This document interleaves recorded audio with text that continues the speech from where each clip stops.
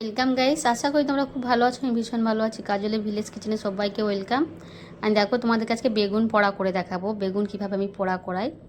আর এখন শীতের সময় তো বুঝতেই পারছো, বেগুন পোড়াটা সব থেকে ফেমাস। বেগুন পোড়া করে ধনে পাতা দিয়ে কীভাবে মাখাবো সেটা তোমাদেরকে আমি দেখাচ্ছি। তার সাথে আজকে লাঞ্চের থালিটাও তোমাদেরকে সাজিয়ে আমি দেখাবো কিভাবে আমি লাঞ্চের থালি সাজাই। বেগুনটাকে খুব ভালো করে তেল মাখিয়ে পুড়িয়ে নিলাম। এবার আমি বেগুনটাকে ছাড়িয়ে নিচ্ছি। খুবই গরম, ওই জন্য একটু হাতে লাগছে।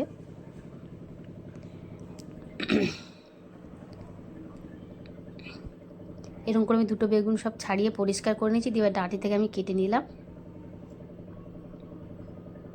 এরকম করে ছুরির আগা দিয়ে একটু করে দিলাম। এবার দেখো, সর্ষের তেল দিয়ে উপরে পেঁয়াজ কাঁচা লঙ্কা দিয়ে দিয়েছি।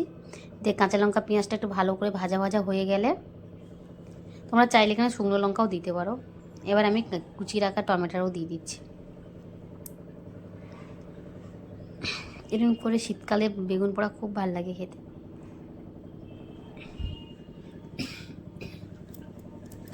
এবার আমি ধনে পাতা কুচি দিয়ে দিলাম।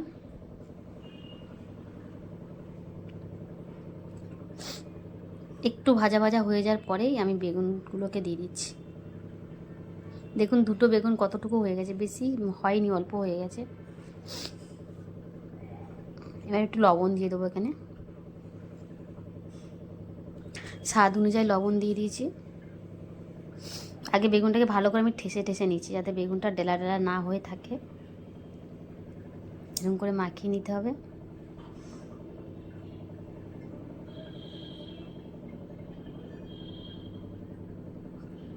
এবার এটা আমার হয়ে গেছে।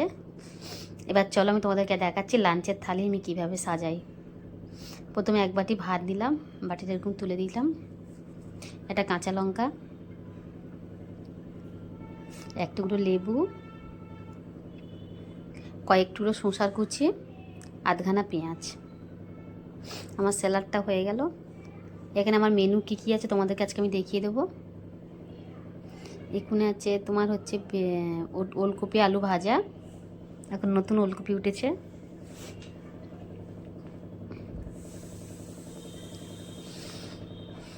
বেগুনের ভর্তা,